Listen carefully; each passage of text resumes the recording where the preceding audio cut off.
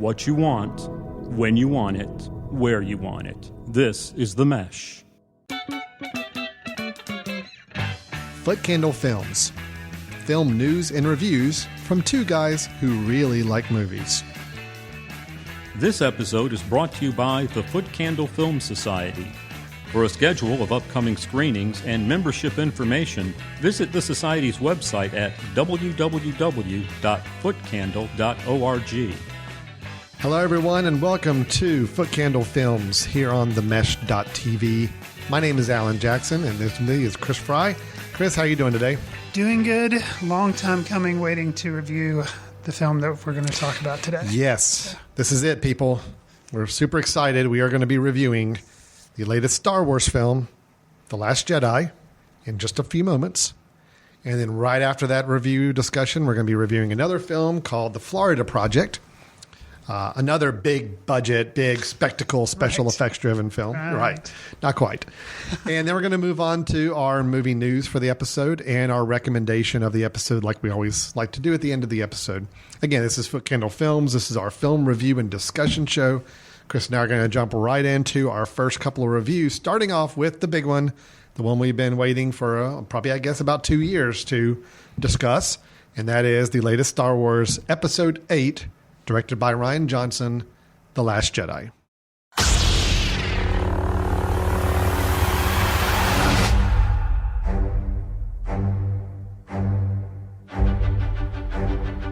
Something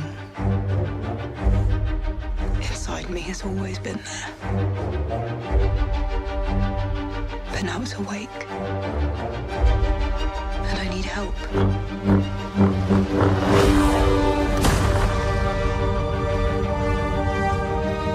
I've seen this raw strength only once before. It didn't scare me enough then. It does now.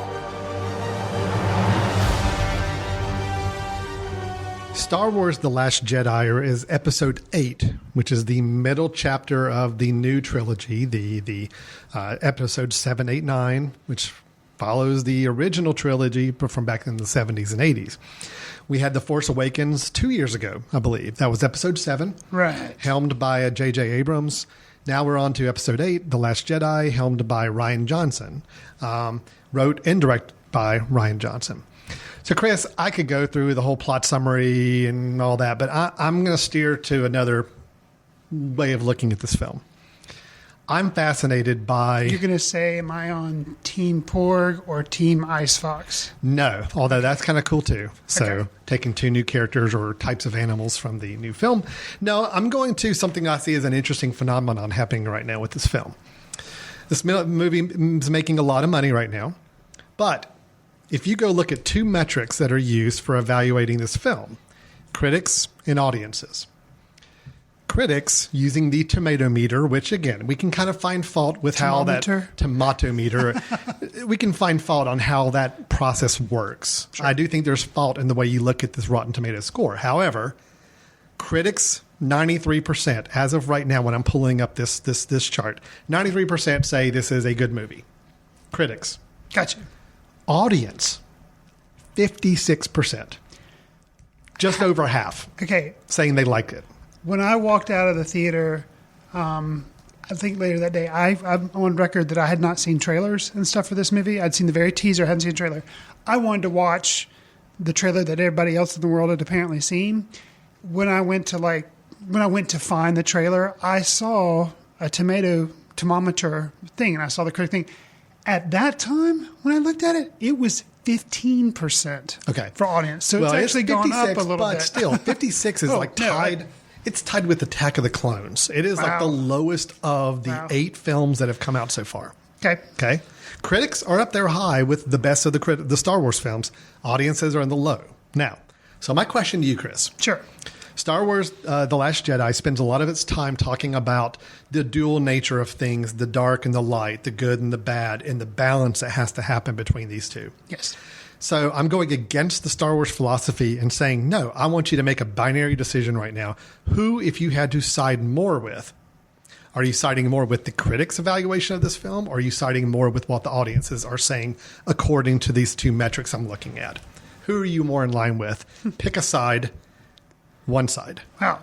Normally, something like that would stress me way out, and I would be able to do it. But this is a no-brainer. It's with the critics. Yeah, absolutely.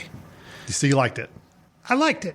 Now, am I saying it is flawless? No, but no movie is. And if you look at this movie, and if you listen to one of the lines that Luke Skywalker actually says, let go of the past.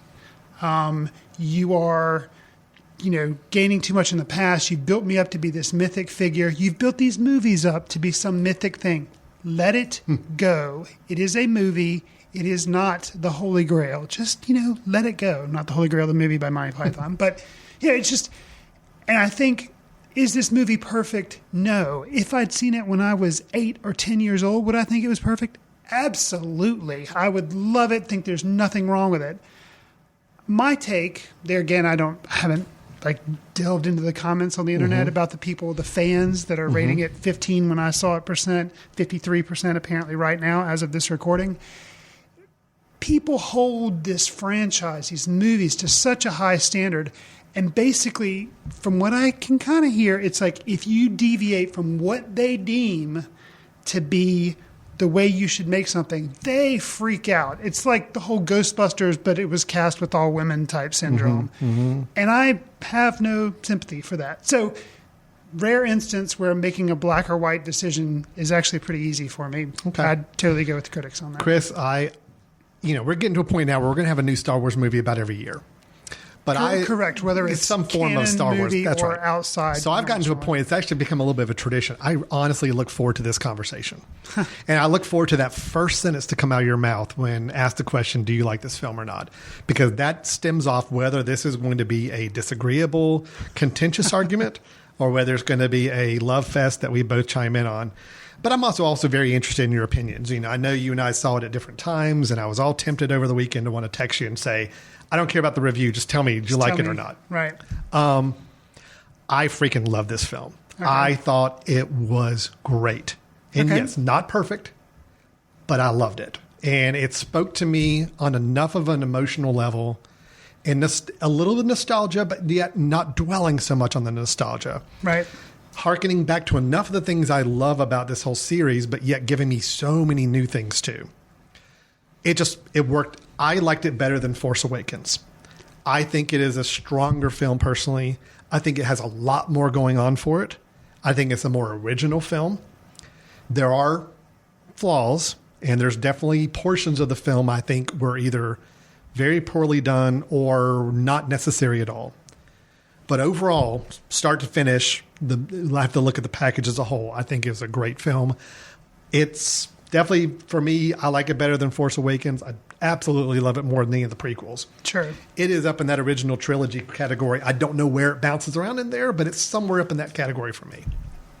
Yeah, I think you and I are more or less on the same page. Walking out of the theater, I had a problem saying if I liked it better than Force Awakens or not. All right. And I'll kind of get into that. Force Awakens, if you hearken back to our review, you can find it on Apple iTunes and the website. I liked it, but my initial, and unfortunately, you've seen this movie twice. Yes. I've only seen it once as of this recording, but I plan to see it again, which tells you how much I liked it. But on walking out of the theater, I liked it, but there was something about it that kind of made me have reservations, and I wasn't really sure. And I'm still trying to pick that apart. I think a second viewing will help me kind of solidify maybe what it was that kind of got me on even ground. Force Awakens, I walked out saying I liked it, and I knew but I was like, it's not perfect, and I know the number one thing that's bothering me about it, it's too derivative. Yeah. But once I saw it a second time, I was like, who cares? It was well made. Just kick back, have fun with it. Have fun, relax. This isn't meant to be some Oscar-nominated thing where you're supposed to get a lot of, just relax, So with this one, I walked out, and I was pleased with how it wasn't so derivative. That was my number one thing. Yes, it still has nods and winks and all that, which is fine. So it's fan service to an extent, but it is not concerned with what people may or may not think about where it's going. Yeah. And that's what I really liked about it.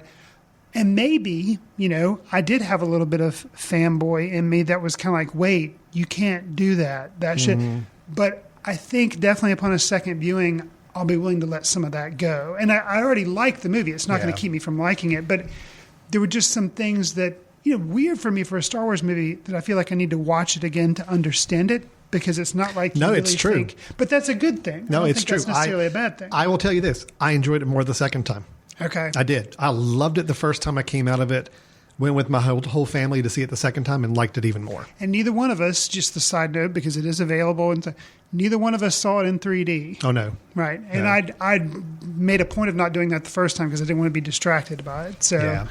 Let's talk about some things we liked about it. And then we can go into some Well, since areas we're that... being so positive, do you want to tear it down first, or do you want to build it up? We'll build it up. I mean, not that we need to. Yeah, let's build it up first. Okay, Let's talk okay. about the biggest things Sure. that we came away with. And then we're also going to counter, because I think you and I both have some concerns about the film or some things that didn't work as well. And we can Sure. definitely collaborate on those. But let's talk about kind of the biggest positive aspects. You mentioned one already that I echo is that this film didn't seem to be as derivative as The Force Awakens was. Now, somebody I know, you can nitpick this and say, well, there's a lot of scenes and moments that very similar to Empire Strikes Back or Return of the Jedi. And yes, there are. If you really want There to are. try to find those similarities, they're there. But I felt like as a whole, the movie really did work more as an original story, even though it had shades of those older films. Where Force Awakens, I felt like, honestly, was So a many note beats for were the note, same, note yeah. for note recreation of A New It was Hope. kind of a greatest hits and a cover greatest hits. Yeah. Like, So the originality. I mean, let's take the fact that, there's no Death Star. there's no Death Star, which is great. Yep. The whole story is taking place, which is really interesting, as almost like a chase. The whole space sequencing is so unique. It's Master and Commander in space. Yeah, it was. It's like constantly two outrunning ships. these one ships. Right. Yeah. And The fact that everything except for what happened with Rey and Luke happened basically on these ships Right. until the very end. And, it reminded me actually of one of my favorite episodes of the later version of Battlestar Galactica, where it's constantly like they're having to jump ahead to try to outrun this issue. And they're having to strategically think about how you do that. That was a big part of this film. And that's not something that's a typical storyline in a Star Wars movie. The fact that most of the characters are on a fairly confined space on these spaceships was also kind of interesting. even though they did have the whole typical Star Wars thing of jumping to planets, but still, like you're saying, confined action. Most action was still happening on one or two ships Right. that we were following. I love that. I thought that was great. It was somebody said, I've heard people say that the planet they end up on at one point in the film, not going to explain where or when, resembled Hoth, the ice planet. Mm-hmm. Yeah, visually you look at it, you think it's an ice planet, but then when you actually get to spend more time on the planet, you realize no, it's actually very different and has a very different aesthetic to it, its own personality, which is I call again it the Salt Planet. It's the Salt Planet, yeah. And just the visuals that went along with that, I thought were amazing. Yeah, the scout who scouted that place and whoever made that, whether it's Rian Johnson, the director, or maybe just the location scout, and they got that place and they decided on that. That is genius. I That think was that it needs to great. be like a special Academy Award given to the person who location scouted that. Or if it was Rian Johnson's original idea, say like, that's one of the most original ideas for shooting somewhere, and man, did it work. It did. No, I mean, there's actually two visual set pieces in the film I thought were stunning. That one, and then you've got Snoke's throne room or whatever his Yes. palace room, Gotcha. where you have a big action sequence there and some revelations. Those two visually, the use of red and just both beautiful scenes that I don't think I've seen in another Star Wars movie. That look, that production design, so unique from what we've seen in other films. So the look of the film, I'm totally in favor of. I think was great. I'll say another positive I had is I thought the acting almost top to bottom, with a couple of exceptions that Okay. I'll mention in my concerns. Okay. It's no surprise to anybody that Luke Skywalker is a character in this film. Sure. And I will say that I thought Mark Hamill was really, really good. I was never a Luke Skywalker fan back in the original trilogy. I thought Luke was a little kind of a whiny brat and maybe a little too selfish at times. Han Solo is the one I liked because he came across as a scoundrel, but he had a heart of gold down deep, and I liked that conflict. Luke always just kind of rubbed me a little annoying. You know what's really weird about Yeah. that for me? And you and I are close in age, and I remember loving the movies as a kid. But for some reason, and I don't know why, I think it was because I was just such a nerd. that I didn't have a favorite. Didn't have a favorite? And now, No, when I got love Han older Solo. and I got to like high school and I would be rewatching these movies, and I'd be like, wow, yeah, Luke is kind of like annoying. Yeah. But as a kid, like I didn't have, like I liked Luke and Han equally, like didn't even care. But Like, here's it what I didn't tell even- you. So it's weird that you Yeah. bring that up. But Well, here's what I love about this movie, this Last Jedi. They totally play with that. Yeah, They play they with do. this notion of Luke was kind of a whiny brat kid. Right. And he kind of acknowledges it at times. Yeah. I mean, he has some interactions with a couple of key characters that harken back to his old self. And you're like, oh, yeah, they totally get that. That's the way he is. And sometimes people are just having to kind of like shake him out of it and be like, no, don't stop being that way. And it's like you're acknowledging that, yeah, this is kind of the kid he was in the old films, and he's still that way a little bit. I just thought they played him perfectly. He's matured, but he hasn't become like a completely different person. He is still kind of at heart the same person he was in the original trilogy. I think I was nervous because I know Mark Hamill's done a lot of voice work, Yeah. but I haven't really seen him act since those original movies. And I was kind of nervous. And at the first star of the movie, when you get to finally hear him talk, because you saw him in Force Awakens, but you didn't hear him talk. I was like, okay. And at the beginning, it was I was worried that it was going to fall into the stereotype of just curmudgeon. And all I'm going to be is this cranky old man and, get off my lawn, Ray. And, but it wasn't that. It was so much more than that. It was a lot more nuanced. You've referenced some interactions that he has with some characters from the original series or trilogy. And yes, those were a surprise. And I thought they were good. And those could have been really mishandled. Oh, no, they could have been And extremely I didn't think played they for were. sentiment. And they actually had a part to play in the story. They actually propelled the story along. They actually, were there for a reason as opposed to just being fan service, And I mentioned one of the lines that I liked from this film, and I think it was Luke who said it, but it may be somebody else because I've only seen it once, and everything was kind of flooding at me. The line was like, let go of the past. I know at some point Kylo Ren says it, but I think it had even been said before then. It said to somebody talking to Luke. Okay. Which- Okay. Yes. Another line that's also said to Luke, or, it comes about as a conversation, is failure is our greatest teacher. Mm-hmm. And the way, so Luke kind of has an aha moment, but it's also the way other characters in this film are forced to reckon with that is awesome. Mm-hmm. So I wasn't expecting that. So the more I reflect on it, the more I like it. I think, honestly, the reason why I walked out a little unsure was just because it was new, and we fear new things in the Yes. Star Wars universe. We love the new movies, can't wait to see them, but then with the things we don't understand yet, or think we're kind of a little afraid or tentative around them, this movie it does jump around a lot, has characters being apart from one another, and kind of you're like, whoa, wait, what?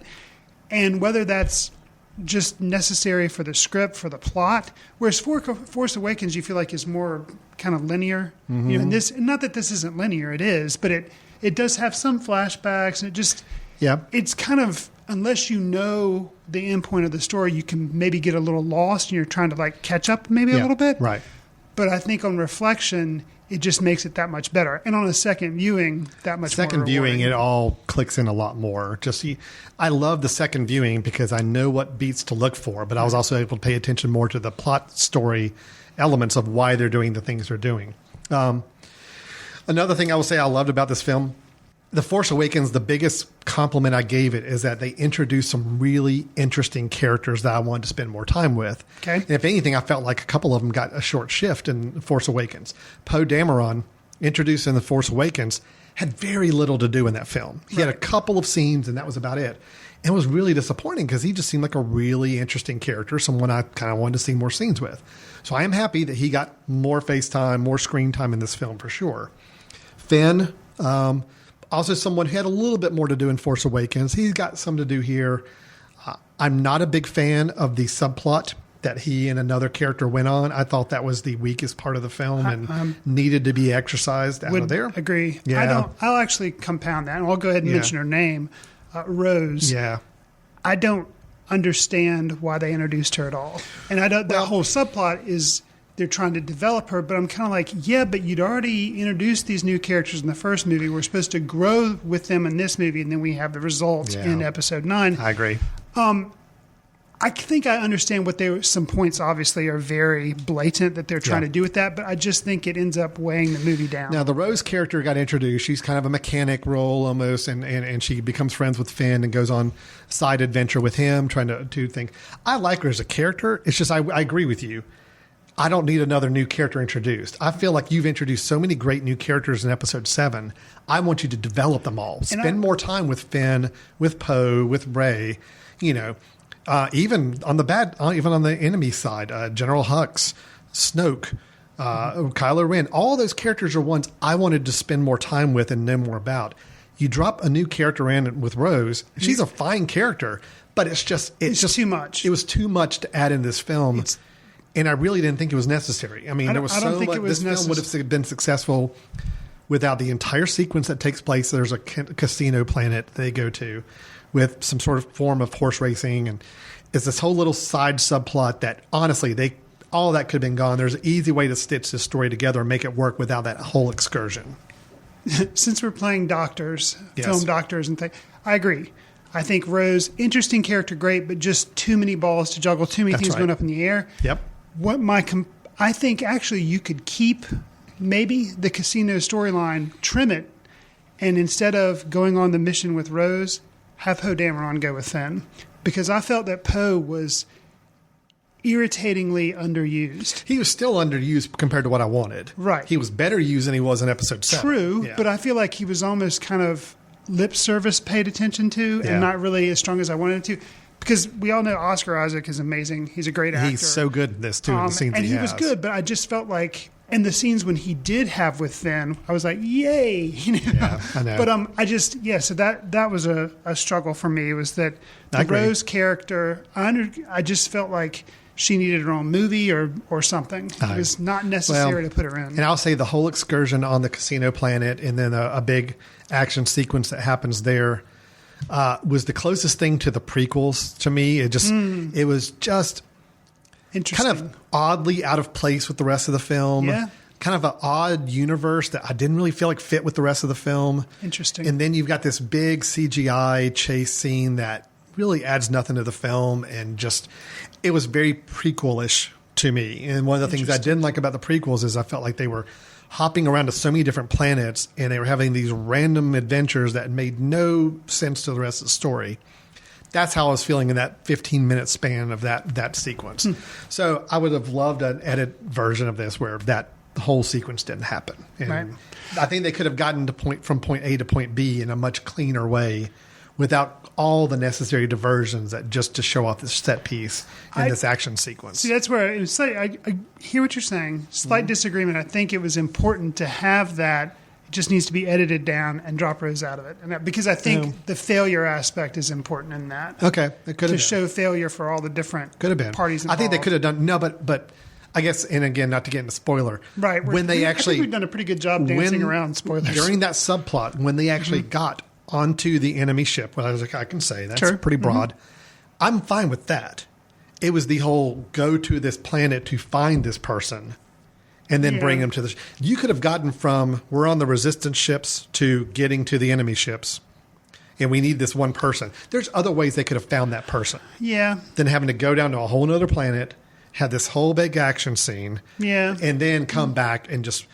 And plus, also the time frame. I mean, I got the impression the whole time the Resistance was kind of on a really short time window, but yet they were going down the casino planet. They were having like conversations on the balcony, talking about like, okay, but I seem to remember that they are kind of running short on fuel up in the sky right now.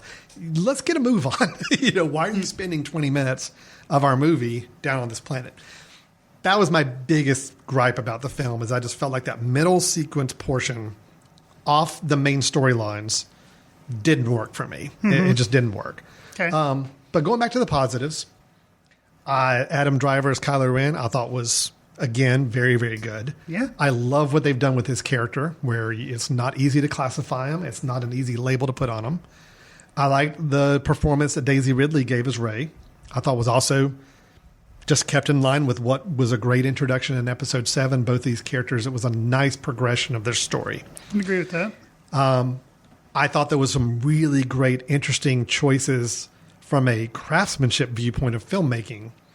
Most notably, the conversations Rey and Kylo Ren were having when they were not together. Yes. The way Rian Johnson shot those and presented those, it was jarring at first when you watched it. It was. But once you got the rhythm and understood what he was doing, it totally worked for me. And I think that's something that jarring for me, second viewing will make it a lot smoother. Okay. Because I kind of know what's going on. Yeah. But yeah, that was It was interesting. just some nice choices with that. I thought that worked for me. So, I mean, I think I'll pile on the positives before we get sure.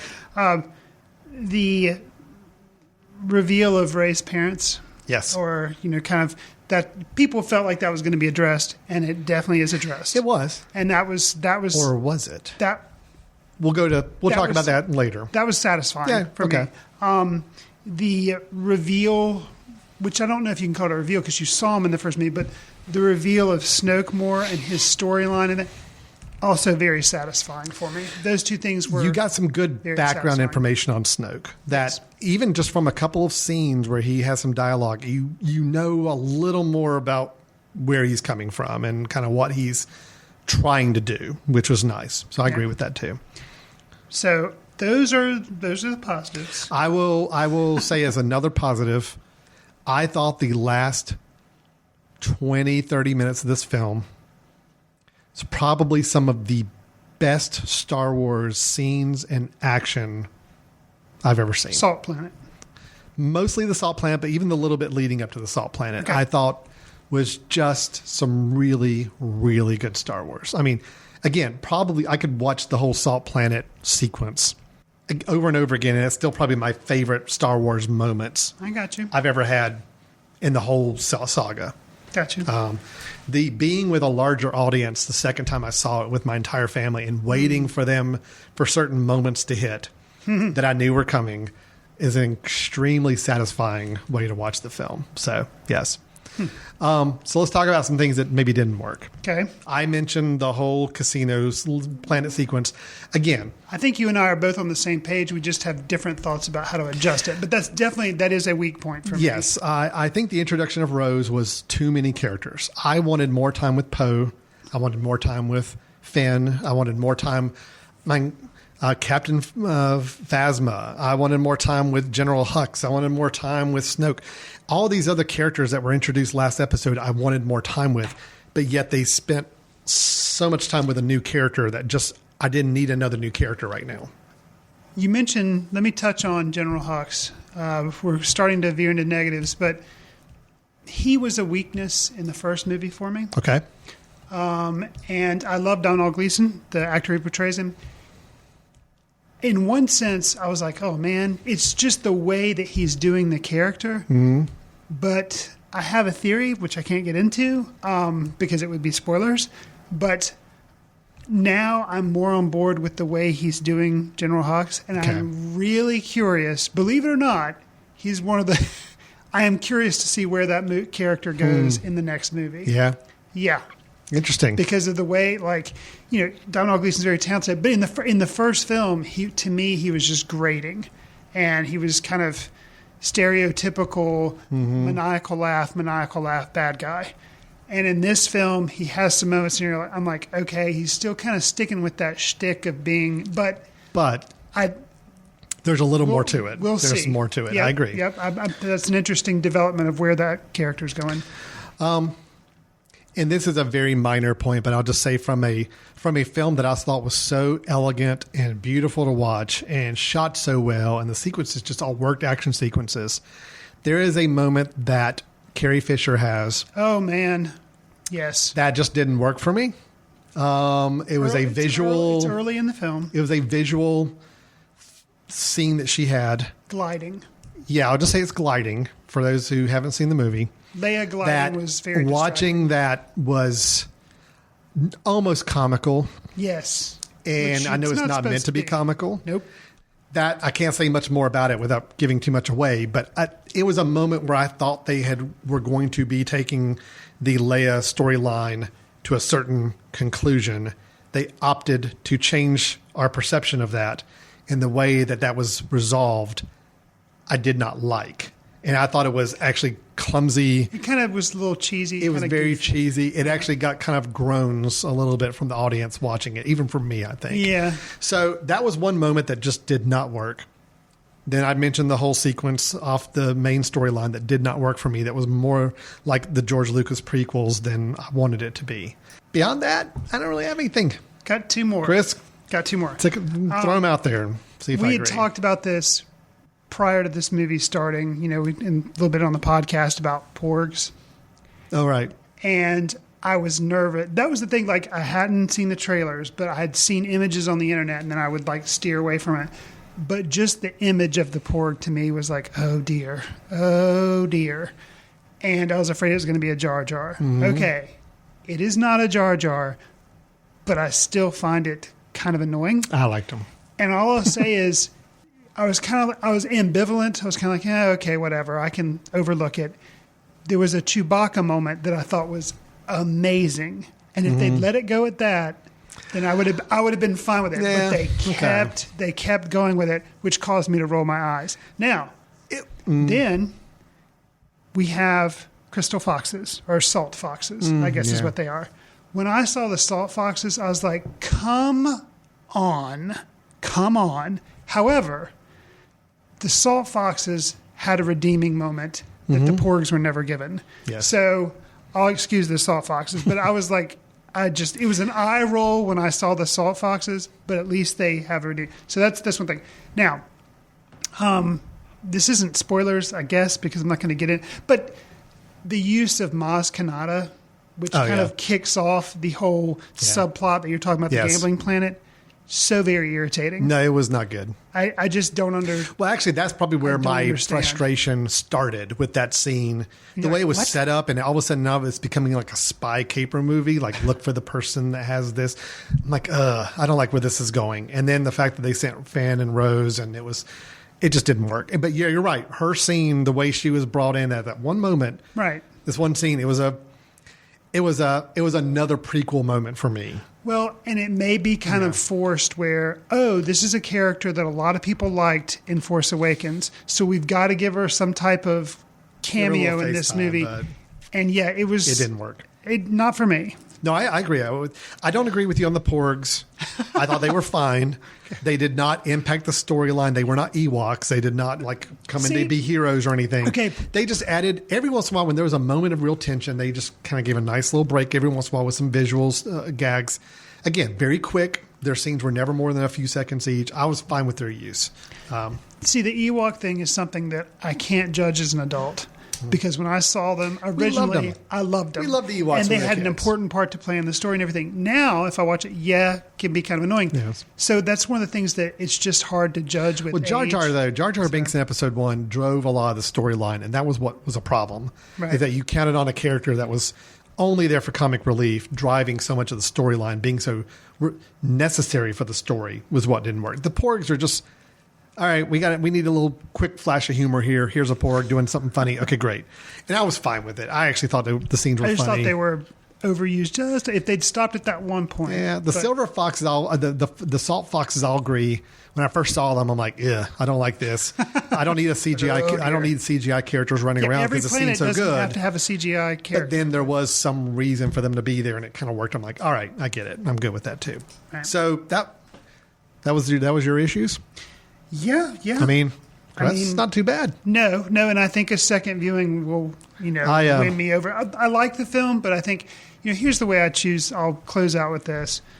The original 3, I think it's pretty general knowledge. Everybody says Empire. Yeah. I agree. Mm-hmm. If you have to rate the prequels, I would say, and I have in my mind, Phantom Menace, I thought was the best of the 3. And I don't even try to mash up the prequels with the originals because I feel like you just can't judge them because one, you're seeing with nostalgia, the other one, you're not. Well, plus the prequels are way, way far behind the originals anyway. Well, I mean, that's the thing that I can't judge because I'm an adult. Oh, I can rate them all. So with the upcoming, we've got 2 and the third, I think, it'll be interesting to see if J.J. Abrams, who's returning, can make Episode 9 better than Episode 8. Or will it, because I think that's how I have to judge it, is I have to compartmentalize them in 3 and 3. Like, I can't, So. Well, I'm saying right now, Empire still is obviously a very special place in my heart. It's one that when I was a kid and I saw them for the first time, Return of the Jedi was my favorite because it hit me at the right time. Right. But as I go back and watch them all, I'm like, no, Empire's definitely a better movie. There's no doubt about it. Got you. I will say I enjoyed Last Jedi as much as I enjoyed Empire Strikes Back or Return of the Jedi. Where it ranks with those, I haven't decided yet. It's a hard thing. But I will say I liked it better than Force Awakens. It is leaps and bounds above the prequels. And I probably can say I like it better than the original Star Wars, because I will say this. The original Star Wars is a classic, but it's also the clumsier movie of the three. It's older. It just doesn't have quite this charm to it. Doesn't really hold up. It doesn't really. No. So I can say with pretty certainty that, this film right now is vying for a Empire Strikes Back, Return of the Jedi type rating area for me. So it is upper echelon Star Wars work for me. I loved it. I thought it was just a really great piece of entertainment.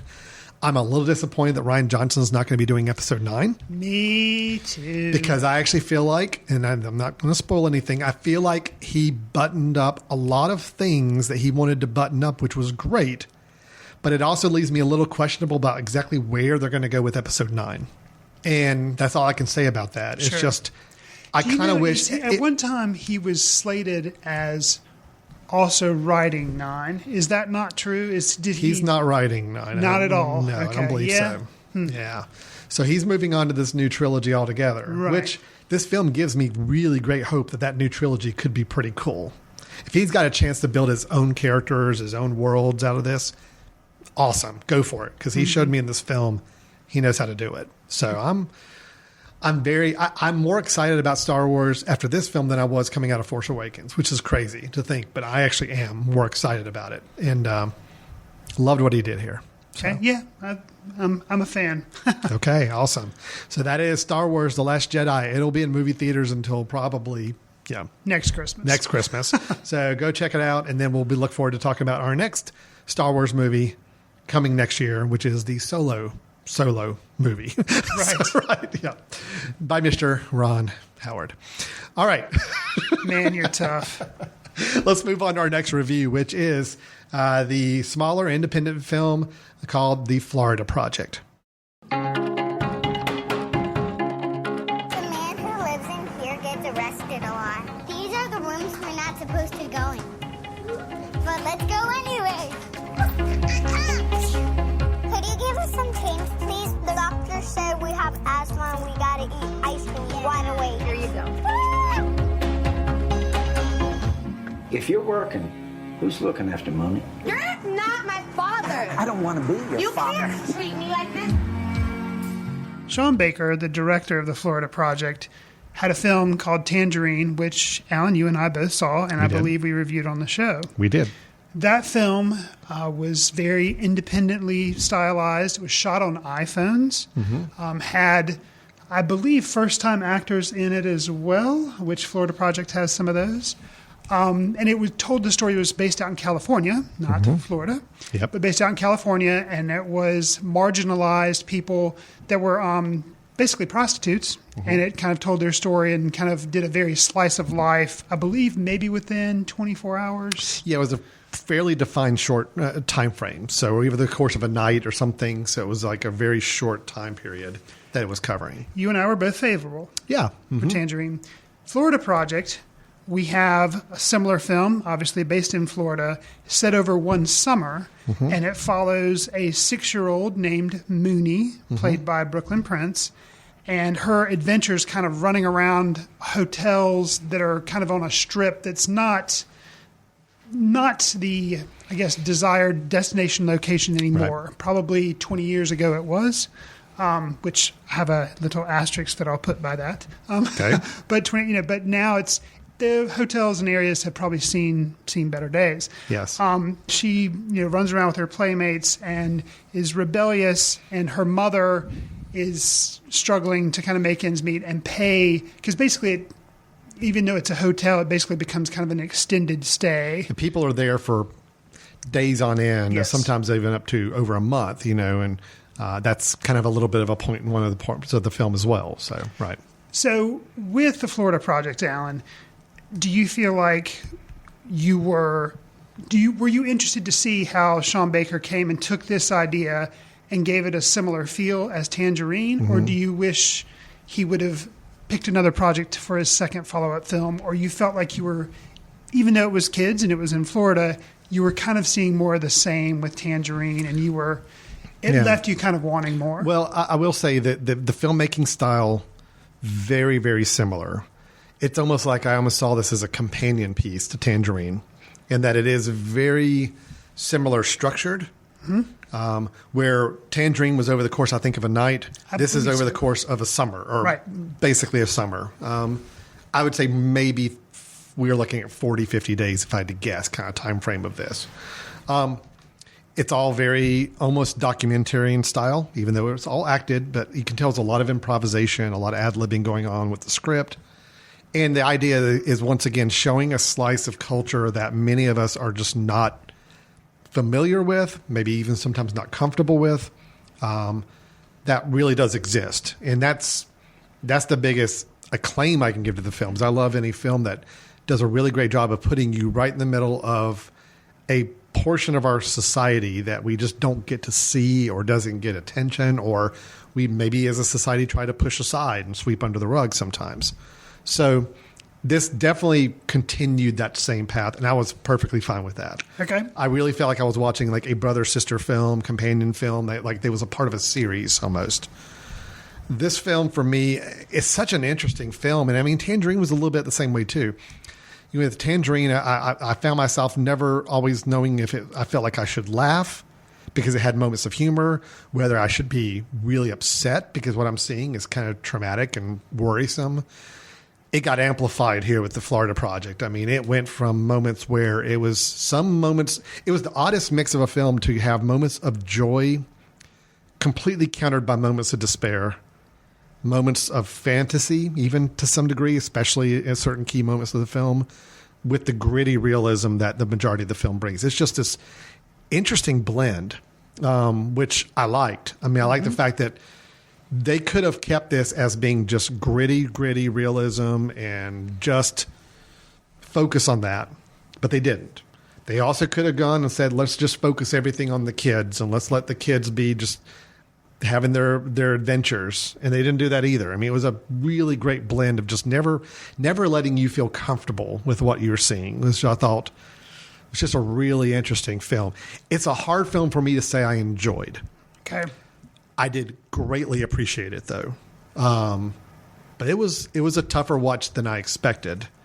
And it hit me a few times a lot tougher than I expected as well. Got a little dusty in the theater? It did. Yeah. And there were some moments, not in the sentimental side, except for one moment, but the rest of the moments were just more out of just, wow, this exists.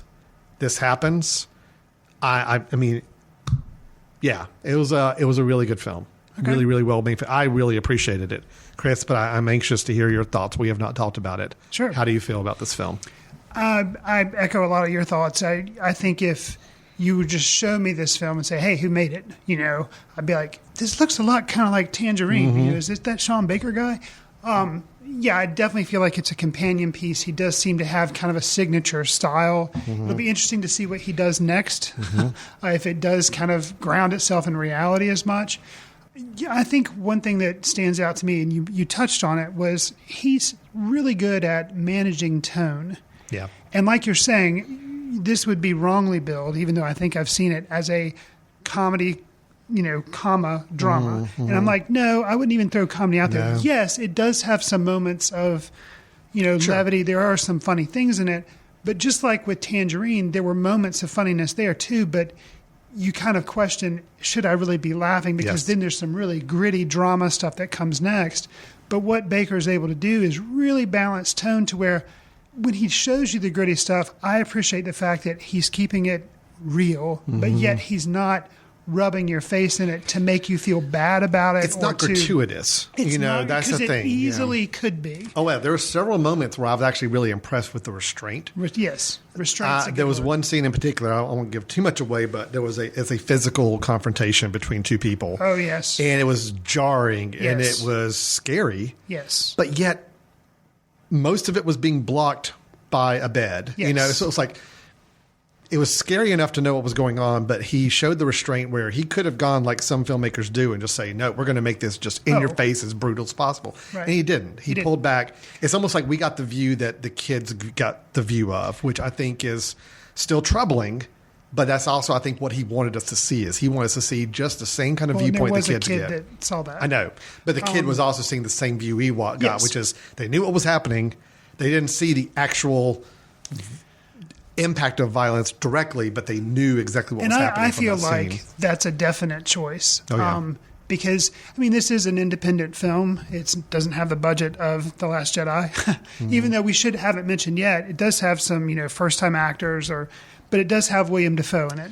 Which so we need to talk about in a we'll moment. get to Yes. him. So, budget is a little bigger. Yeah. I don't think it was shot on all iPhones this time. Cinematography was great in this film. It was good in Tangerine, but it was really good in here.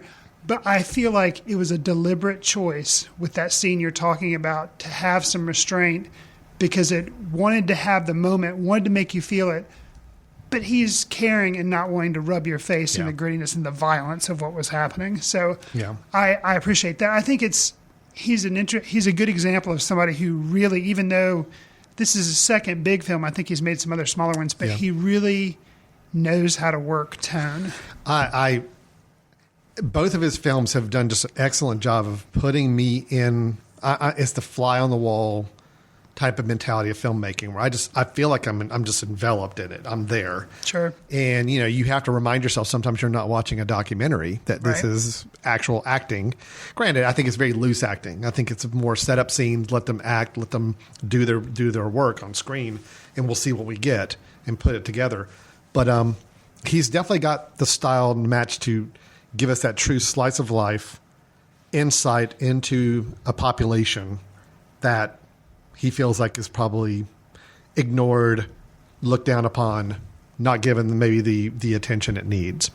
But without being preachy either. I mean, never in the film does it try to preach about here are all these people who live in this situation and should we as a society be doing. It's never that. It's just, nope, this is their life. Let's take a look at it for a little while. Let's watch what their life is like for a while. That's it. You get whatever judgment you want out of it. I'm just showing you a slice of their life. Yeah. You touched on, and I touched on acting. Why don't we try to go down that path? We'll start with William Dafoe, since he's like the big name in the film as Bobby.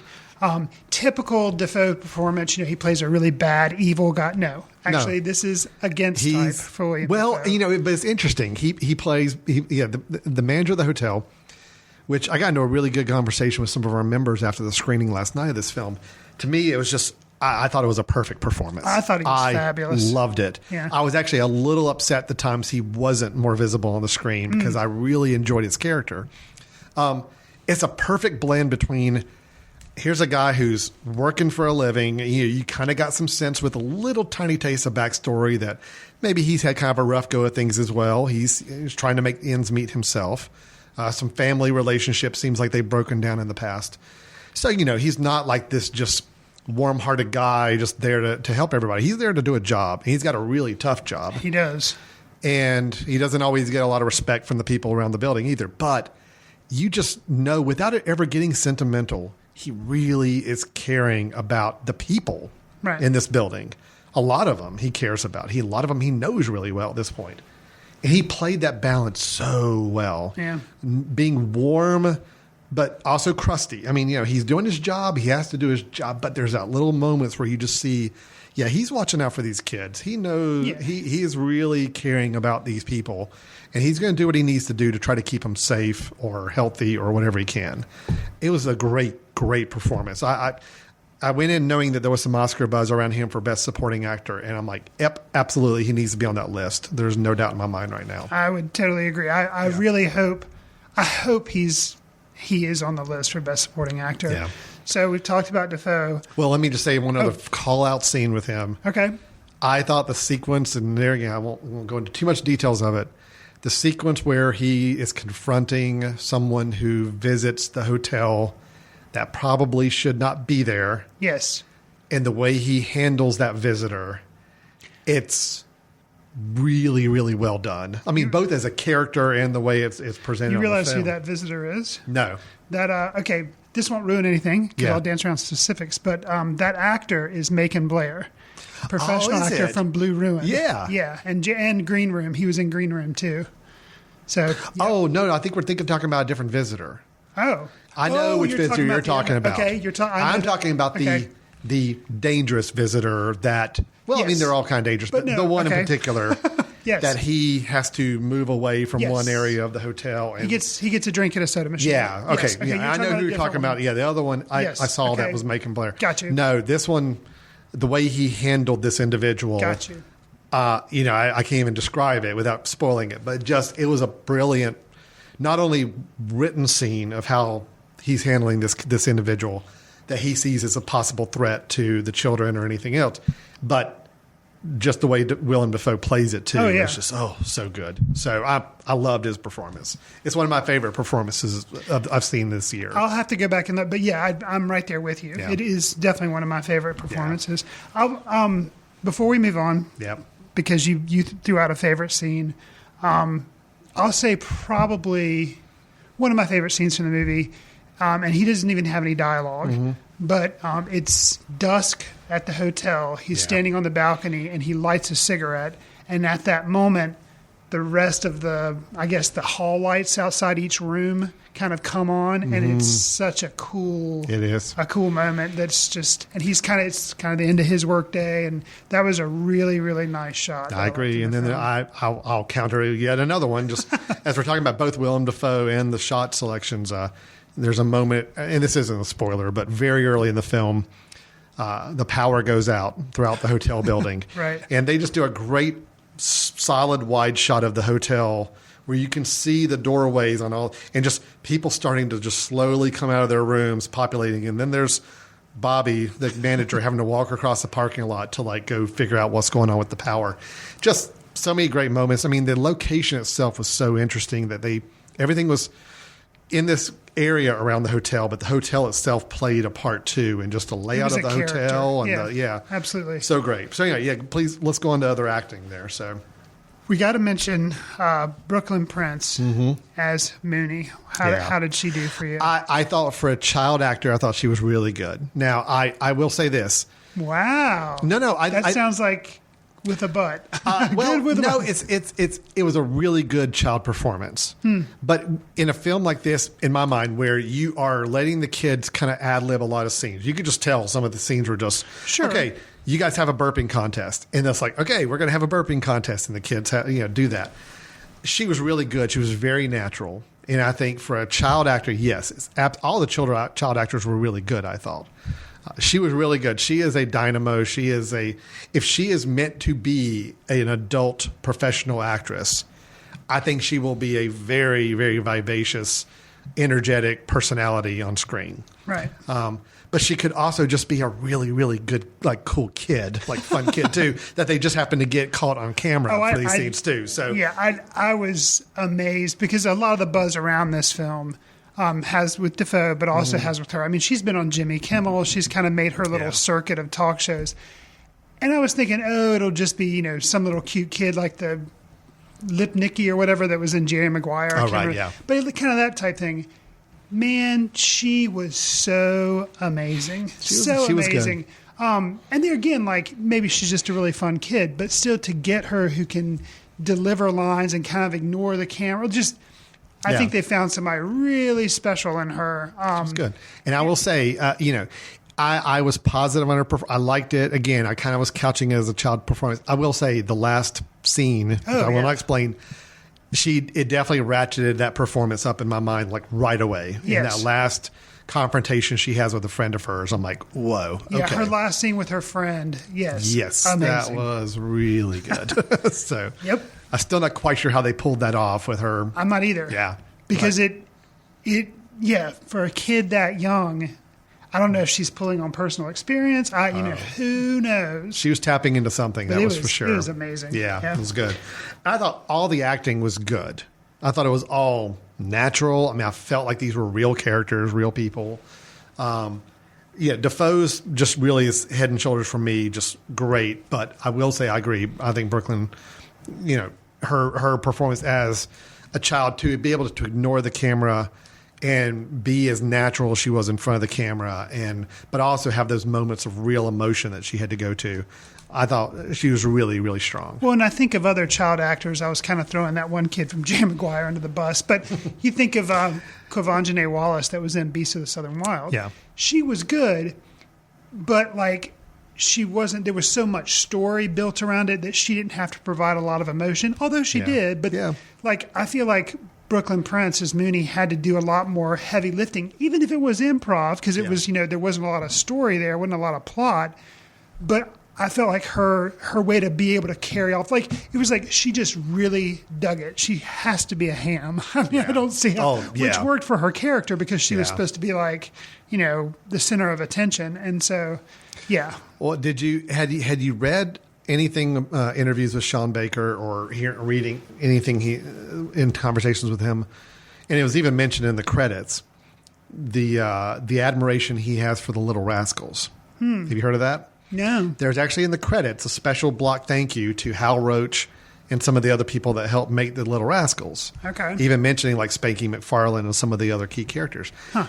In an interview, he talked about how with this film, he really wanted to make a Little Rascals because he loved the Little Rascals films, but to put it in a very authentic realism standpoint, which obviously, this did. Right. There are moments with the kids where oh yeah, this is totally Little Rascals. Little kids getting into hijinks. Spitting on a car. Spitting on cars and having their own, you never see adults around them. They just seem to be off on their own, doing their own adventures. Yeah. That was very much a part of this film. But then when it did transition to what was going on in the adult side of the coin, it was tough. It was tough in many, many cases. So it was just, like I said, it was an odd blend of humor. I mean, we had a lot of people that would chuckle and laugh in the film screening last night. But if you really thought about it, I was we're laughing and chuckling at moments that are kind of traumatic. It's just, it just so happens somebody says something that can be funny, but the situation they're in when they say it is not funny. Yeah. So it's an interesting balance of the emotions that you go through this film. I feel like the location scout, which may just be the director, but I don't know. I didn't pay enough attention to the credits. They deserve their own special Oscar because the locations of these hotels in Florida, they're just very memorable. There's Orange World, which is like a tourist trap type thing. The hotels are all brightly colored, and it just really captured Orlando and captured that whole tourist side of Florida. I will say one of the thing that I said with an asterisk of 20 years ago, I remember as a kid, the one shot they have of it used to be a putt-putt golf place. I don't know if it still is, but it had the big magician hat. It was like the magician's face with the beard. I went there as a kid. Did you? Yes, that's absolutely. Awesome. That building was really cool. Yeah, so I don't know if they've modified it now, but it was a putt-putt golf place. I'm sure it's a gift shop now. I've got pictures. Everything's a gift shop. Yeah, right. Everything's. But it was just really weird. So it was it wasn't like these were sets. No, these are real. The places. hotel was a real hotel. It even gave thanks to people at the hotel for letting them use it. Which is times. crazy. So, But okay, so we've got to talk about this. We will remain spoiler free. We've already kind of mentioned it. Oh yeah. But I want to know how do you feel about the closing shot of the film? Loved it. Okay. No, it jarred me for a few seconds. It is a little jarring. It jarred me for a few seconds, but once I realized what was happening, I'm like, this is beautiful. This is perfect. And then follow up, without spoiling anything, do you think it's real? No. Or do you think it's okay? No, I don't. I think, I do think that last shot is a fantasy shot. I do. Yeah. Well, and the reason, and again, I can do this without being very spoilery. Sure. This whole film, we're watching children create a fantasy world around them that when all of a sudden the veil is lifted and they realize they're not in this magical fantasy land, their immediate inclination is to go to somewhere that truly is magical and fantastical. And that's what I took from it. We had that conversation at the screening last night. And Yeah, I definitely think it was a imaginary. I don't know where the two characters were going, but in their mind, their minds, that's yeah. where they were going. Well, it's interesting because there again, I know this is probably irritating, but we don't want to spoil it for you because you kind of deserve the moment by the time you get to the end of the film. Right. It didn't occur to me that it was probably fantasy. And then I was like, of course it probably was. Yeah. But, that was kind of the magic of the film at that time. Well, and let me just, no, I'll ask you off camera. I can't. The question I've got, it will give too much away for that shot. But I do think it's worth people going in. I think I know what question you're going to ask, which I asked last night. I'm just curious from a technical standpoint on getting that shot. But anyway. Sure. Yeah, Florida, I really admired. Again, it's not a film I can say I enjoyed because it is a tough watch. I'd actually have to really think about watching it again. Wow. Because it really tore at my emotions at times. Really? And it really made it tough to watch. I mean, just it's kids in a perilous situation at times. It's kids, surrounded by some really tough things going on. But it was a very, very well-made film. Very well-crafted film. Yeah. Okay. The last point, and I don't want to. I've said so much glowing stuff about it. You've kind of said that you don't know if you would rewatch it because it's kind of tough. So I guess that's kind of a negative for you. That's the only con I had is that it's just it might be a one-timer for me, but that's really it. It's not a fault of the film. It's just. It is if you go in expecting it. The trailer makes it look to be a lot lighter than it is, and just be aware it is a heavier film for sure. Not as heavy as other films we've reviewed and talked about, but heavier than you probably expect it to be going into it. So it does make it a tough watch. Something that struck me, which there again, I think I'm on the same page with you. I liked it. I wouldn't mind seeing it again, actually. Yeah. But I will say that something. I felt the runtime, and that sounds like such a, I've been on record before, like long movies, just edit them down. It's an hour and 51 minutes. Mm-hmm. It's kind of long. Yeah. And I just felt like it was, because you were living with these people, but maybe that's part of it, is you can't just escape after 90 minutes. Like you're there for the full hour and 50. I felt like I felt the runtime. So it's not a big negative. And I will say one of the biggest things, and it was towards the end of the film when it was coming on, but there again, this is a positive. I'm turning the negative into a positive. You should trust Sean Baker because there were shots of Mooney in the bathtub. Yeah. And at first you're like, okay. And then you're just like, okay, here's another shot. I'm done. This isn't going anywhere. I'm not being advanced. Yeah, she's a cute little kid, but who cares? It's just kind of like, okay. Yeah. But then you realize why you're getting these why you're seeing those shots. Repeated shots about, and that was kind of like, okay. No, I was with you. I had a little of the same feeling. Getting a little antsy. When it kind of came back and kept showing those same cycle. I'm like, all right, this is maybe a 10, 15-minute block of the film that could have been tightened up a little bit more. But I think when that last reveal happened about what's going on in that situation, I'm like, oh, yeah, that actually, knowing that now, thinking about all the times I saw those shots, I'm like, yeah, I get what he's pulling for there. A comment of last thing to note on that shot, kind of the reveal that happens. That's an example of, I think, Brooklyn Prince really acting and the director knowing, and the cinematographer knowing where to put the camera because a reveal happens, and then you see Brooklyn's face and kind of the framing, and she just kind of holds on her for a little bit, and like kind of the disappointment and the registering with her with like what's going on. Yeah. Man, so powerful. Yeah, it was a really, really well-made film. Yeah. Absolutely. I give it a very high recommendation. I will say to people, it's a tougher watch than you might expect it to be. There are moments of levity. There are some, comedy with kids saying silly things and acting crazy and all, but it's got a lot going on. There's a lot to process with the film, and some pretty raw signs of emotion that I didn't know if I expected going into it. So, yeah. So that's the Florida Project. It's very limited release. I didn't get a wide release from what I understand, but I would imagine you'd probably have an access to see it in the next couple months online. If you don't live in a bigger city where it may be available right now. So that's the Florida Project. And what we're going to do is take a quick break. When we come back, we're going to have some movie news to share. And then we'll end up the show with our recommendation of the episode. So Stay tuned. We'll be right back with Footcandle Films. When you need a dose of entertainment chatter or just a good laugh, be sure to check out Chick Chat on the Mesh. It's girls talking about stuff, well, girls want to talk about. Celebrities, gossip, fads, boys. It's kind of the guilty pleasure of the Mesh Network. Here's a little taste of what you can expect. But you know what I always thought was really exciting? Is at the beginning of a new season, when the montage would change and the people were like older or they had something new. Like when you got new Becky on Roseanne. Yes. That's an example. Perfect example. You need to know. You can't just start shows and then new people are on there and you're thinking, what I needed the montage. What about on 90210? Okay, that 90210, it changed every season, It did. And then they had the beach summer one where they worked at the country club? Yes. And the opening credits had them like wearing bikinis and stuff. And then another one would be like when they're just in that white room and on chairs that swivel around. Right. Oh, yeah. Yeah. So it's all... Even Baywatch, when they changed lifeguards. Absolutely. They had new people running down the beach in red bikinis, but you knew they're a new lifeguard. I need to get invested in that. So come have a listen to Chick Chat on themesh.tv. You know you want to.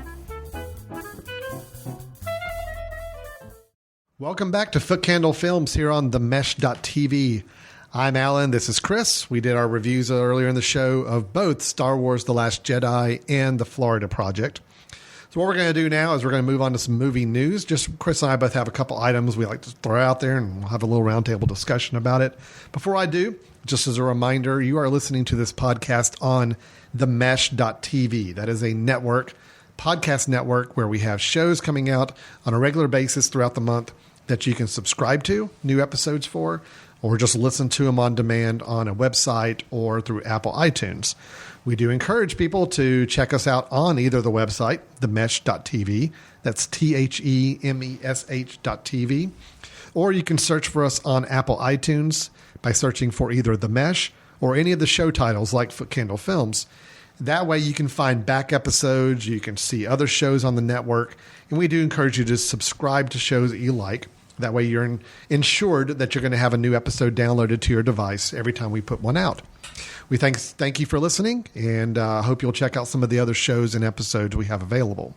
All right, Chris, as we move on to some movie news, I've got two items that are both a little on my satisfying a little bit of my geek side. Okay, if that's okay. So let me go ahead and throw out one of them first to get us started.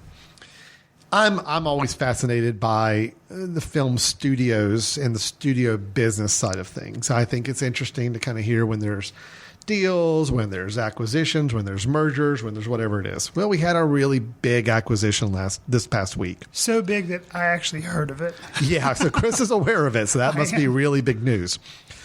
So the Walt Disney Company has bought... I've heard of them. Yes, they, not directly connected with the Florida Project, although there was a little relationship there, has bought 20th Century Fox in their entertainment assets.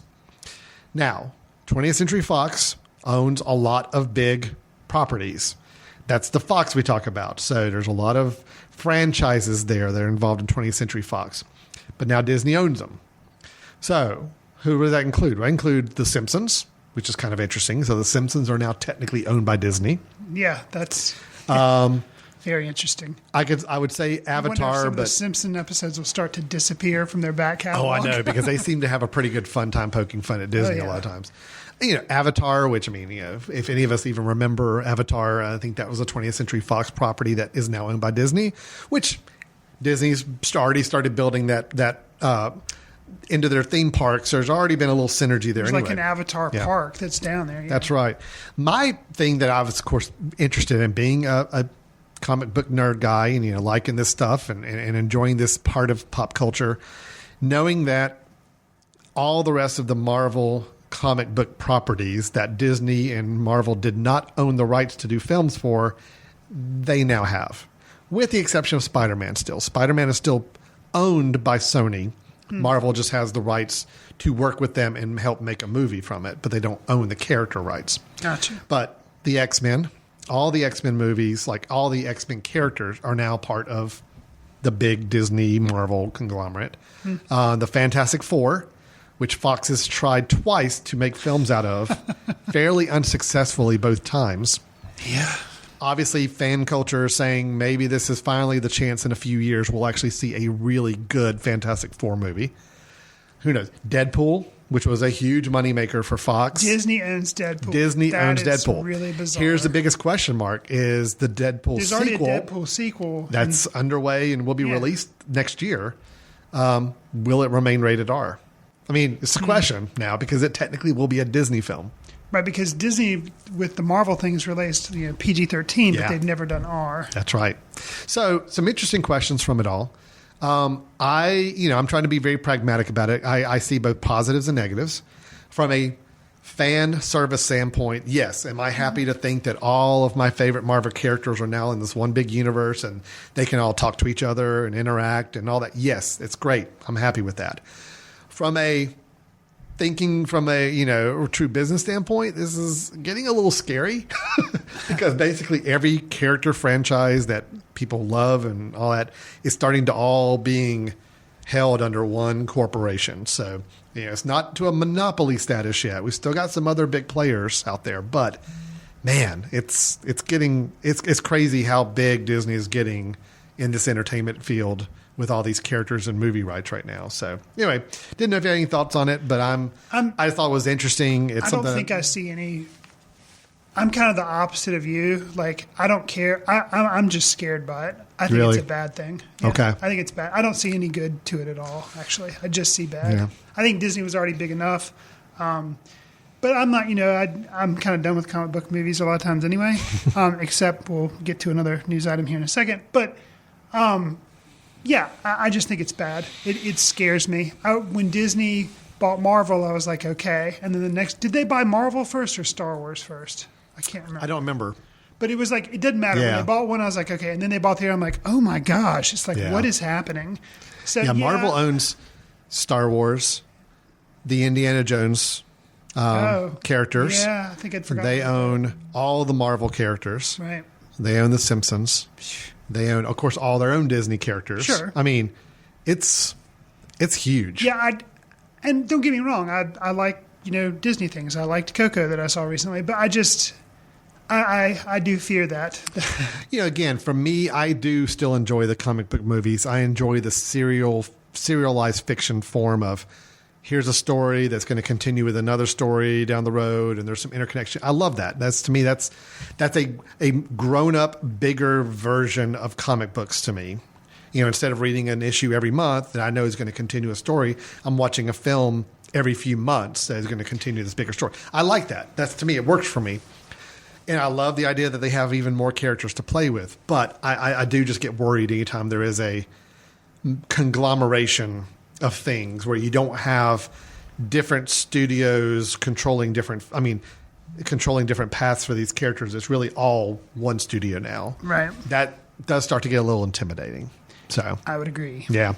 I mean, it's going to be like healthcare systems. It's going to be like department stores where I think we're just going to see more and more studios drop off and become one major big studio. So do we really want the Walmart Target version of film studios where we basically have two big studios doing all the work that we watch? I'm not crazy about that at all. Well, and I'm not either. And I think, we did have a studio system at one time, and then it kind of went away. And I mean, it was still there, but there sprang up all these little upstarts, and then those have been bought up. But we still have things like, I think Focus is the division of something else, but A24, so there's these which did the independent Florida- ones which that are did great. the Florida project. They did. So yeah, I just hope there's always going to be the people that'll be like, I can't get my film made, I'll make it myself, and somehow they'll succeed. I know. It's just, even those small independent studios years ago, there were several that started up and they either got bought or consumed by others too. So it's just, it is worrisome. I'm looking forward to seeing some of the creative choices they make with films with these new Marvel characters in the mix. But I also am concerned about what it means for the film business in general. So, yeah. All right, cool. Chris, what do you have on your mind right now these days? Well, as we come to the close of 2017, no, I'm not going to give you a top 5 list or top 10 list we'll do that later in other episodes. But I often look ahead to 2018. and say, what are the films that are going to come in 2018 that I'm really excited about? And there's some that we've talked about here on the show, and I'll mention those really quickly. And then there's some that we haven't talked about. Some that we've talked about that are coming in 2018, supposedly. Things change. The Man Who Killed Don Quixote, finally, Terry Gilliam's film. It's going to come out. Annihilation. Do we have an actual date on that now? We don't have a release date, but we actually have a poster, and there's like details. All right, so we're really close then. I know we talked about it like one of our last 2 episodes, but right. Yeah, okay, no, it's supposedly legit. I think filming has wrapped on it, so it's like okay. Annihilation, which is the follow-up, Alex Garland's follow-up to Ex Machina. Have you seen the trailer for that? Probably not. No, and on purpose I haven't. I know you haven't. Natalie Portman. Oh, yeah. Sci-fi. Huge cast. I saw the trailer yesterday because I was curious. Okay. And I'm very curious now about this film. I will avoid the trailer at all costs. The only way I will see it is if it plays in front of a movie that I'm in the theater for. Yeah. So there's that. So no, it's a much different film, looking to be a much different film than I expected from him. Okay. I'll just say that. Okay. So those two, Isle of Dogs is scheduled to come out in 2018. That's Wes Anderson's movie. Stop motion. Mm-hmm. Yeah, return to that. Of course, we're going to have we've talked news item-wise, but Solo is coming out. Ron Howard's now taking over the individual Star Wars Howard. The dynamic filmmaker Ron Howard. I can't. Hey. He's fine. He's good.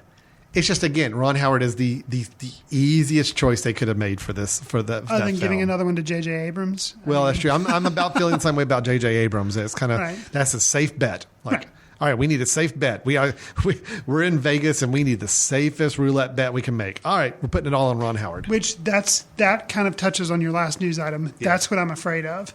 Is established filmmakers get all this big stuff and nothing is ever unique or anything because it all gets homogenized. Although Rian Johnson was great. And of course, did we even mention the fact about Rian Johnson being awarded a whole new trilogy, Star Wars trilogy to work on? Right.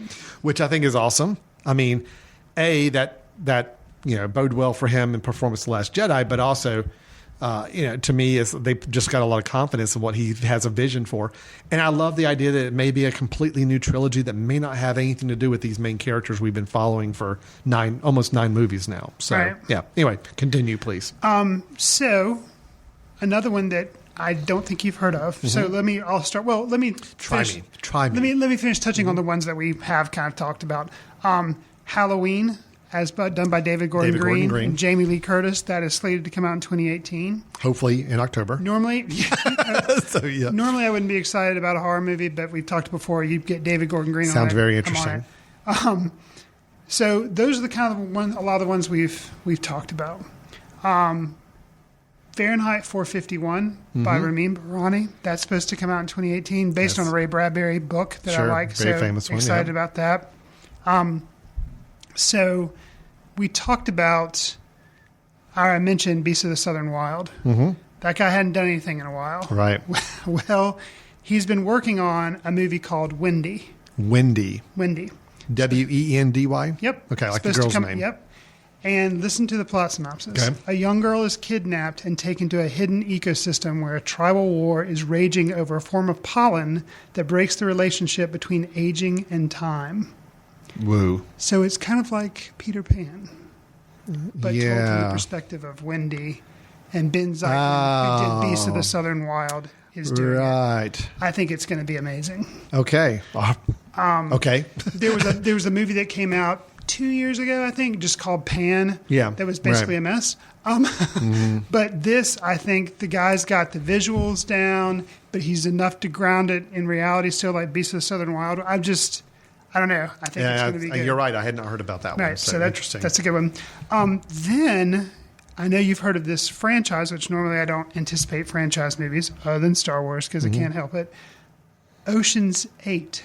Yes. I've heard of that as well. Okay. Yeah. So you're like, no, but it's done by a different director. Mm-hmm. It's not, it's Gary Ross, who you're like, he did one of the Hunger Games movies. He did one of the Hunger Games movies. He did Pleasantville. Yes. And I think he did Seabiscuit, too. He did. Yeah. So I'm not that big on Seabiscuit. But I'm not big on any of those films, terribly high on them, but they're good films. I mean, they're not bad films. So I think what's got me excited about that, it's called Ocean's 8, but let me read you the plot description.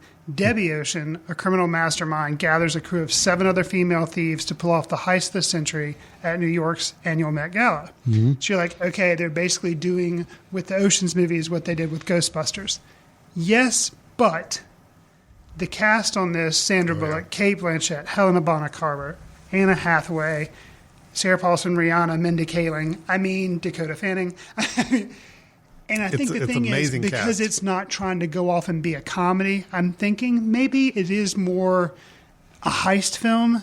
Whereas I think that was the problem with Ghostbusters. You're revamping something people are so familiar with and it's beloved. I don't know. I think Ocean's 8 could be really, think about it too. Ocean's 11, the Soderbergh version, was a remake. True. So it's already been done. They've already recycled it. So it's like you can keep rebooting that all you want and with different slants on it. That's fine. Ghostbusters is just that one classic film that people had in really such high regard that the idea of revamping it to begin with was kind of a sacrilegious. Right. So that was unfortunately the path that film went down, even though I still thought it was fine. But Ocean's 8, no, I think it sounds great. Sandra Bullock, haven't seen Sandra Bullock in a lot of things recently at all. No, not since Gravity. I think right, Gravity was the last one. And then the rest of the cast, I'm the least excited about Sandra Bullock because I've never thought she was a great actress. But everybody else you listed off is like, oh, yeah, I definitely would like to see them in that film. So I think it'll be great. I think it'll be really good. Last one I'll mention really quick, and I can't help it, but it's just easier because I'm lazy to read the plot description. Sure. But The Ballad of Buster Scruggs. Yeah. Okay. 2018 release, supposedly, I think that's the title, from the Coen brothers. Mm-hmm. And this is what they have so far as a plot description. 6-part omnibus film weaving together different stories of 6 different individuals in the Old West at the end of the Civil War. One follows a singing cowboy. Another is like a drifter that owns like crazy dogs and he gets involved in a bank robbery. And the description's going. Sounds like a Coen Brothers series of films. It's like Pulp Fiction done by the Coen Brothers in the Old West. Yep. I'm good because I really like their True Grit. I thought that was really good, so I'm happy to see that. No, I had read about that, and that sounded really great. So now there are going to be some interesting projects coming up for sure. Absolutely. Hopefully, they will all get released in 2018. I hope so too. Chris, I've got one last thing, and it's not really necessarily a news item. It's more rumor based, which I don't really like trafficking too many rumors on the film stuff, but it's got me up on a soapbox a little bit. Okay. All right. Batman. I've heard of him. I do not owned like by Disney. Not owned by Disney yet. I do not like Ben Affleck. I'm not crazy about Ben Affleck as Batman. Okay, so I'm just. We talked a little bit about that in our Justice League. I am not, especially Justice League. Yeah. Oh my gosh, that was the worst. So I'm ready for him to be gone. Okay. I need a new Batman. Okay. I think Warner Brothers and DC want a new Batman. Really? I think basically they are on the outs with Ben Affleck from everything I've read. Because he was supposed to be doing an independent, standalone Batman. Well, he was supposed to be writing, directing it, and starring in it. Now I didn't know he was doing all 3 of them. Now he's no longer writing or directing it. He's just supposed to star in it, but now he's saying he doesn't want to star in it either. Matt Reeves, who started the new Planet of the Apes trilogy, Rise of the Planet of the Apes. Okay. Mm-hmm. A couple other films he's done. He's good. He's a better filmmaker than I think some of the filmmakers they've put on these DC movies up to this point, for the most part, except for Wonder Woman. So he's going to be the one writing and directing the new Batman standalone film. And may or may not have Ben Affleck in it. Well, he doesn't want Ben Affleck is what the understanding is. He's actually wanting a new Batman. Okay. And Ben Affleck, I don't think, really wants to do it anymore either. So we could be in the market for a new person to play Batman. Now, here's why I'm excited, Chris. So it would be like when we read the list of all the people going up for Han Solo. Yep. Yeah. Okay. That's right. Let's hear. But I've got a favorite. No, okay. I know we only need to talk about anybody else. Okay. I read this article. Somebody posted an opinion, and as soon as I saw the headline, I'm like, yes, make this happen. John Hamm. John Hamm needs to be Bruce Wayne in Batman. I'm sorry, but it's perfect. He's definitely got the Bruce Wayne part down. Yes. Now I'm trying to think about the Batman side. Hey, look at the last couple of Batmans we've had, all right? Christian Bale was a really good Batman, but he was a very different type of Batman, you know? I never thought Christian Bale necessarily had the body frame for Batman, and there were just parts of him. It was his own take on a Bruce Wayne character. You know what? I think I'm gonna agree. He would be perfect. I think, I was worried about I guess the physicality of Batman and kind of the shift between the two. Which you're right. I don't think. Yeah. I don't think others have really. I mean, Michael Keaton did a great job, but Michael Keaton played Christian Bruce Bale Wayne. Didn't really do the shift very well. Michael Keaton was a very unique Bruce Wayne and Batman, but he pulled it off. Right. I thought George Clooney, for the horrible movie he was in, was actually somewhat decent as a Batman. No, he wasn't. Val Kilmer was not very good, I didn't think. But, John Hamm. Think about John Hamm in the last portion of Baby Driver. That's about what I was trying to think. Can he be dark? And intense, Baby dark, and kind of intimidating and scary. I mean, he pulled it off.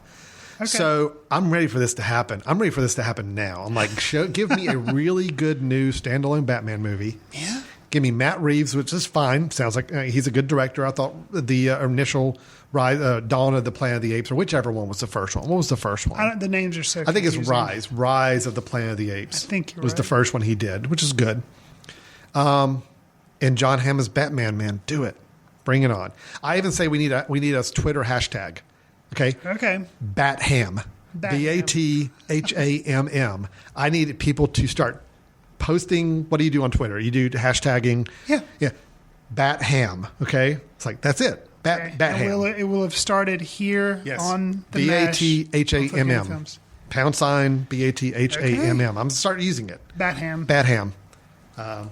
I thought, I could say, what was another one I came up with? There was another one I came up with, I don't remember. But Batham seems to be the best fit. I like Batham. I'll support that. Okay. I think we need to make this happen. John Hamm is searching for his big role. He did the TV role. Yep. He kind of made that happen with Mad Men. He has not had a big movie role. Baby Driver was a good, interesting role for him, but it's not one that made him a movie star. This will make him a movie star. Well, yeah. This will do it. Whether he wants to or not. That's right. And supposedly he is actively campaigning for the part. Really? Oh, yeah. Okay. He wants it bad. I forgot to mention that. I should have led with that. Even though he and Ben Affleck are friends, they've worked together. They did, what was the film, The Town, that Ben Affleck did, that John Hamm was in also? Okay. But John Hamm is supposedly quoted as saying, "This is all business. I want that part." And he is actively campaigning. Even Matt Reeves kind of wants John Hamm. Okay. So this could absolutely happen. That sounds awesome. I'm so excited. So anyway, cool. That's my deal. So that's our news items. We talked a little business. We talked a little anticipation for 2018. And then we talked a little Batham. So perfect. Very exciting. Chris, we always close out our show with our recommendations. This is a film that we encourage people to go back and check out. And, whether we just caught up with it recently or just something we remembered or kind of came into contact with, that we want to make sure people have a chance to go out and see or hopefully pull up online and see easily. So, Chris, what recommendation of film do you have for us on this episode? I'm going to recommend T2 Trainspotting. It's one of those films that came out, didn't have a chance to see it, didn't come to the theater around here, didn't get a chance. And I finally caught up with it as I'm trying to dig through movies and summarize what I think are the best movies of 2017. I was like, oh yeah, a sequel to Trainspotting came out, and I never saw it. Mm-hmm. If you've seen Trainspotting and you liked it, this movie would probably appeal to you. If you did see Trainspotting and you hated it, you probably don't want to see this. It is different, though. Okay. I was going to ask you how much it's continuing the same kind of kinetic style and just, Some of the kinetic style is still there, but it's interesting how they reflect upon things that happened in the first movie. This is 20 years later. Mm-hmm. But you've got all the same characters. You've got Mark, you've got Begbie, you've got Spud, you've got Sick Boy. They're all still there, but, things have changed in 20 years. Mm-hmm. And it's just interesting to see. It's kind of like a coming-of-age movie, but coming of middle age. Because before, they were all young, teens or not, maybe 20s, early 20s. And now they're like, 40s, 50s. And it's kind of like, okay, now life has hit you. Have you moved on? Have you been able to move on? What is happening in your lives? And it's really, really fascinating. And one of the most interesting sequels that they bothered to make, it's based on some books that were written. So I guess that's how they had the material. But just daring that. And Danny Boyle directed, so he directed the first one. Yeah, which I thought was really great to see him come back to it for sure. Yeah, and he did a great job. Would they, if he decided to do a Trainspotting 3, I'd be interested to see it because there are some surprises in the film. So I liked it. But if it is gritty. It does have, language and so not a family film, not to sit down over the holidays and watch it with your family. But I really liked it and was surprised I liked it as much as I did. Yeah. And actually, I feel like the first one, it makes me want to reevaluate Trainspotting. I liked it, but I haven't seen it in a really long time. Yeah. And I'm wondering if there's a lot there other than the kinetic camera work and some of the flashiness of it, which I liked at the time, but now I'm wondering, is there much more substance there? Well, Trainspotting is one of my favorites. I love it. I'm actually kind of scared to watch the second one just because I like this first one so much. I'm just worried. But hearing you give it a positive review makes me say, yeah, I can go out and venture out and try it. So I just think Trainspotting hit me at the right time when it came out. I was at a point, it was after college, a few years after college, and I'm starting to kind of really dig into a little more interesting take on cinema, and that one came along and just spoke to me at a good time. So I definitely want to need to check out the sequel. I've been a little hesitant to do it, but your recommendation has helped move it up the chain a little bit. And I understand your hesitancy. Just the fact, the gall and the guts to call it T2. Yeah. Amazing. Because it's riffing on the whole term. But it's an aggressive take on nostalgia. Yeah. And that's kind of what's really impressive is, just the way they reference things that happen in the other movie. And it's just, I definitely recommend it. Okay, cool. Awesome. So for my recommendation, I know, Chris, it is one I'm pretty sure you recommended years ago. I'd be shocked if you did not. Okay. And I have not checked your letterbox list to see if it falls on there or not. But regardless, I'm still going to recommend it, mainly because it just ties in nicely with what we're talking about earlier in the show. Okay. We mentioned Rian Johnson, obviously, was the director of The Last Jedi. You're recommending Star Wars A New Hope. Yes, in case anybody is not familiar with that film. Okay. And we talked about how Rian Johnson also is being rewarded now with a new trilogy of Star Wars films that he's going to get to go and take and run with.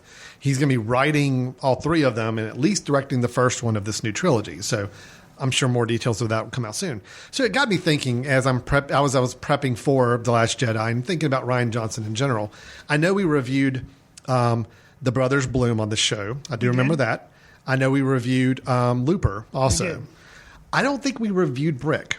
No. Because I think our show started after Brick had come out. But Brick was his first big feature film. And it's one of those, I remember watching it at the time and I was really impressed by it. I don't think I loved it. I just was impressed by it.